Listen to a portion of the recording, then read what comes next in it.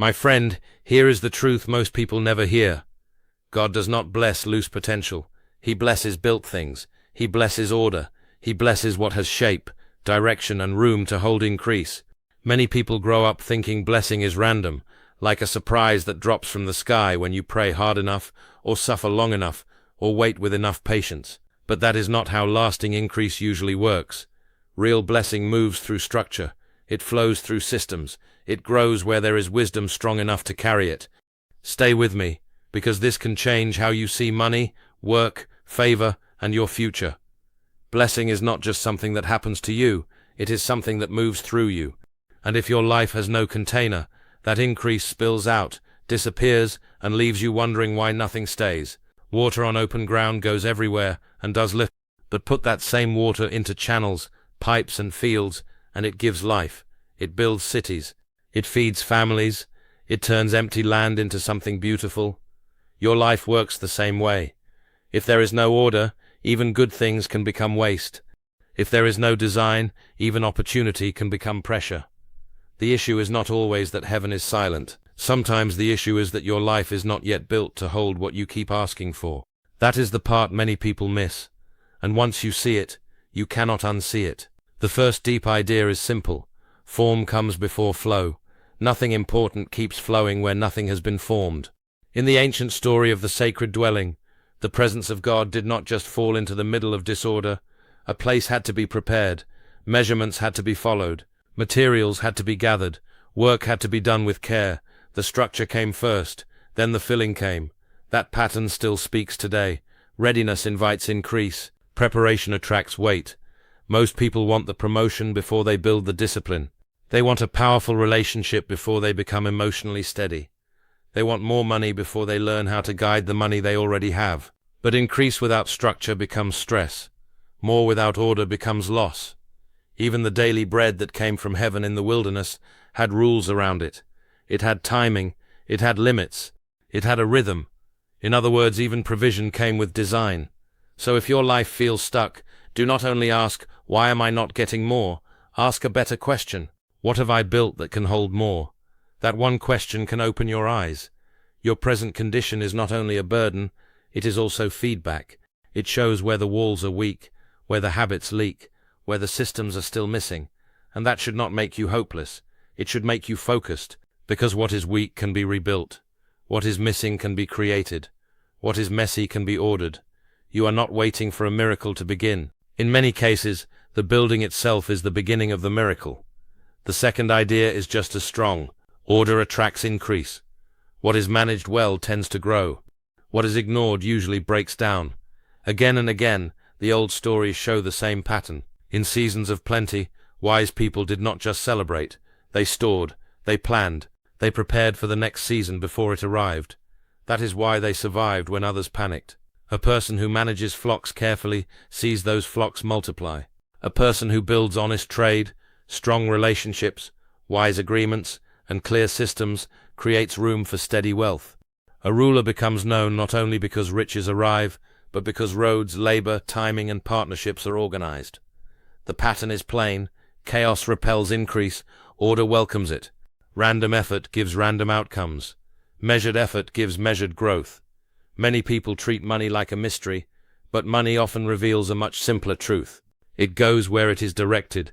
It stays where it is respected. It grows where it is guided. If money enters your life and finds confusion, it leaves quickly. If it finds purpose, tracking, and discipline, it behaves differently. This is not magic, it is alignment. Here is the line you need to remember. You do not rise by hoping for a better month. You rise by designing one. When you know what is coming in, where it is going, what your limits are, what your goals are, and what your next move is, peace starts to replace panic. And when people see that you are steady with resources, they trust you with more responsibility, more work, more access, and often more income too. Now let's go deeper, because this next part explains why some people can receive a lot and still lose it, while others start small and slowly build something strong. Your income rarely grows beyond your capacity for very long. And capacity is not only about talent, degrees, contacts, or market trends. Capacity is deeply tied to character. It is about your inner structure. It is about who you are when no one is watching. It is about how much truth, discipline, patience, and wisdom your life can carry without falling apart. In one old account, a woman facing crushing debt was told to gather empty containers from everywhere she could find them. She had only a tiny amount of oil, but as she poured, the oil kept flowing until every vessel was full. Then it stopped. Think about that. The flow continued until the available containers ran out. The increase matched the space she prepared. If there had been more vessels, there would have been more oil. If there had been fewer vessels, there would have been less. The limit was not the source. The limit was the container. That is how many lives work. People think they need a bigger chance, but often they need a bigger vessel. They ask for a flood while holding a cup. They ask for lasting wealth while living with habits that destroy stability. They ask for influence while avoiding responsibility. But here is the good news. Capacity can grow. Character can be trained. Your inner life can become stronger than your current circumstances. You are not fixed. You are not trapped. You can become the kind of person who can hold more, handle more, and keep more without losing your peace or your soul. So what does building this kind of life actually look like? It starts with very practical steps, not fancy steps, not complicated steps, clear steps. First, give your money places to live. Do not let everything sit in one pile with no purpose. Create separate spaces for bills, emergencies, future opportunities, generosity, and daily life. Money needs direction. Second, decide in advance where each part of your income goes. Do not wait until emotion takes over. Build a pattern. Maybe a portion goes to giving, a portion to saving, a portion to housing, a portion to living costs, and a portion to growth. The exact numbers can change with your season, but the habit of pre-deciding matters. Third, practice giving with intention. Giving is not only about duty. It trains your heart not to close. It keeps your hands open. It reminds you that flow is healthier than fear. Fourth, create spending rules. Slow down non-essential buying. Wait before emotional purchases. Build a pause between desire and decision. That pause can save you more than extra income ever could. Fifth, review your numbers every week. Not once a year, not only when there is trouble. Every week. Watch the pattern, learn from the pattern, adjust the pattern. Sixth, automate what can be automated. Transfers, payments, savings. Good systems reduce bad decisions. Seventh, create one day each week with tighter boundaries around money, work, and worry. That space gives your mind rest and gives your life perspective. Eighth, build extra income carefully, not wildly. Do not chase every shiny idea. Build one or two streams well. Depth often beats noise. If this feels simple, good. Simple things done consistently become powerful. There is also a beautiful pattern in the old story of the master builder who was chosen to shape the sacred dwelling in the wilderness. He was not chosen only because he meant well. He was chosen because he could build. He had skill. He had wisdom. He had attention. He had the kind of inner steadiness that could turn a divine pattern into visible reality. And once he accepted the work, more ability met him there. That matters. Extra capacity often comes after commitment, not before it. Many people sit still waiting to feel fully ready, but readiness grows through obedient action. When you begin building what is right, more wisdom often arrives while your hands are already at work. More clarity often comes while you are moving, not while you are hiding. More strength comes while you are carrying the weight, not while you are only thinking about carrying it. This is why disciplined builders often seem unusually favored. It is not always that they were handed more from the beginning. It is that they became people who could be trusted with more. They showed that they could handle little things with care. They proved that they could finish what they started. They learned how to be honest, teachable, and steady under pressure. And over time, life started opening in new ways. Do not miss this line. Greater ability often visits people who are already building. Not perfectly, not loudly, but faithfully. When you create a life that can hold value, life has a way of sending more value your way. That does not mean every day is easy. It means your structure gets stronger, and stronger structure changes everything. When this shift begins, the results are real. You start noticing opportunities you used to miss. People start trusting you in ways they did not before. Better conversations happen. Better doors open. Better decisions become normal. This is not luck suddenly smiling at you. This is the fruit of becoming more reliable. It is the outcome of living with order long enough that your life starts sending a clear message. This person can be trusted. Another result is peace. Real peace, not fake peace built on denial. The kind of peace that comes from knowing where you stand. Financial stress often grows in the dark. It grows where there is guessing, hiding, drifting, and delay. But when your systems are clear, the fog begins to lift. You know what is true. You know what needs fixing. You know what can wait. You know what matters now. That kind of clarity is powerful. It settles your mind. It lowers panic. It helps you act with strength instead of fear. Then stability begins to grow. Your life stops swinging so wildly between emotional highs and desperate lows. You prepare for problems before they become disasters. You stop calling every surprise an emergency because you made room for real emergencies. And slowly, your identity changes too. You stop seeing yourself only as someone reacting to life. You start seeing yourself as someone building a life. That is a massive difference. Builders think differently. They move differently. They take responsibility differently. They know that while they cannot control everything, they can still shape a lot, and that mindset alone can change the direction of a whole future. Here is the retention line you need right now. If you catch this, you can rebuild more than your bank account. You can rebuild how you see yourself. Some people hear all this and say, "That sounds good, but I do not have enough money to build any real system. I am just trying to survive." But that is exactly why systems matter. Structure is not only for people with overflow. Structure is what helps create overflow. You do not need a huge income to start organizing. You need willingness. You do not need a fortune to build discipline. You need a decision. The person who learns to guide $20 wisely is preparing for much more than $20. The person who wastes every small amount is usually not being kept small by fate. Often they are being exposed by habit.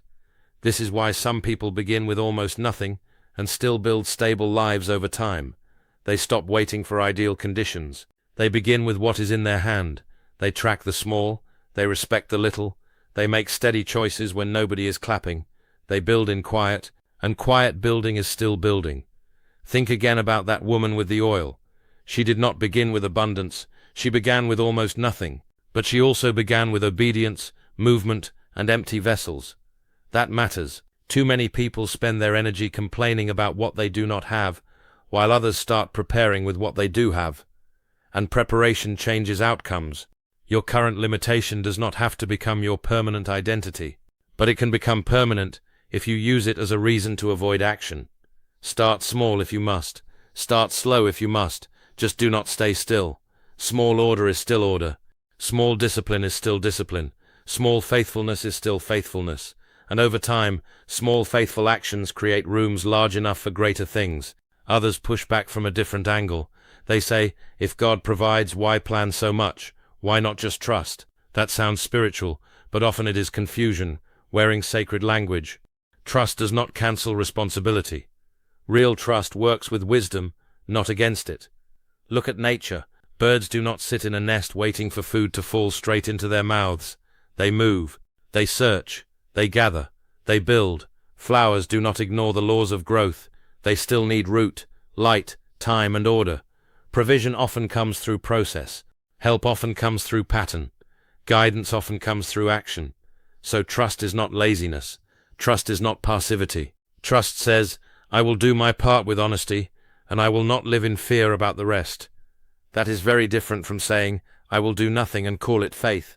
One path builds, the other path excuses delay. If you really believe heaven cares about your life, then act like your choices matter.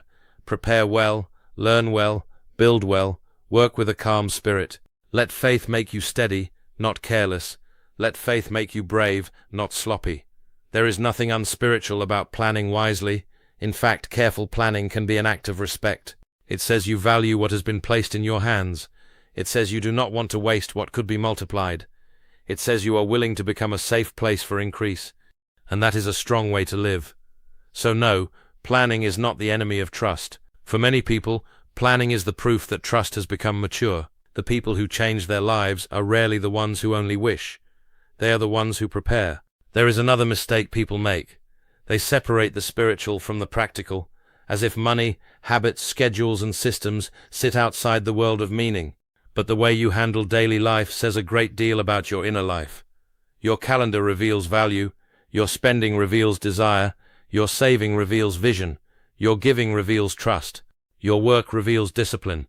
The physical and the spiritual are not enemies. They touch each other all the time.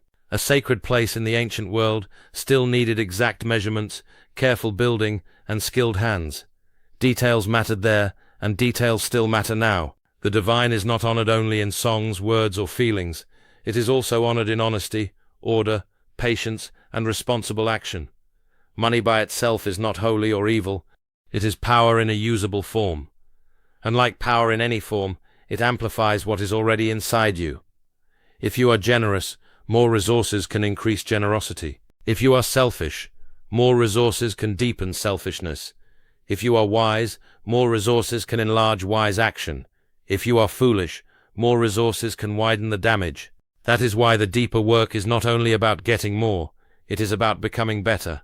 A larger life without stronger character is often a faster road to collapse.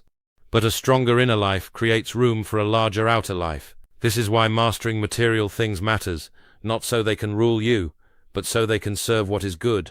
When your money starts serving your values instead of your impulses, your life becomes more aligned. And alignment is a quiet kind of power. It does not always look dramatic, but it lasts. And what lasts is often what people are truly searching for. So let me leave you with the heart of it all. You were not made for a life of endless confusion, constant panic, and wasted potential. There is a design for more inside you. There is a blueprint for greater usefulness, deeper peace, stronger impact, and wider blessing. But blueprints do not build walls on their own. Vision does not organize your bank account by itself. Desire does not create discipline by itself.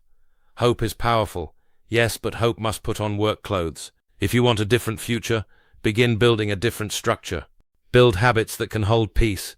Build systems that can hold money. Build character that can hold influence. Build rhythms that can hold health. Build honesty that can hold trust. Build patience that can hold delay without falling apart. This is where many lives turn, not in one huge moment, but in a series of faithful choices repeated until they become a new normal. Today, you may only see a small part of what is possible. That is fine. Build with the part you can see. Use what is already in your hand. Repair what is weak. Simplify what is messy. Remove what keeps leaking life out of you, and then keep going. Because once structure appears, flow begins to recognize its path. Once the vessel is ready, filling is no longer a fantasy.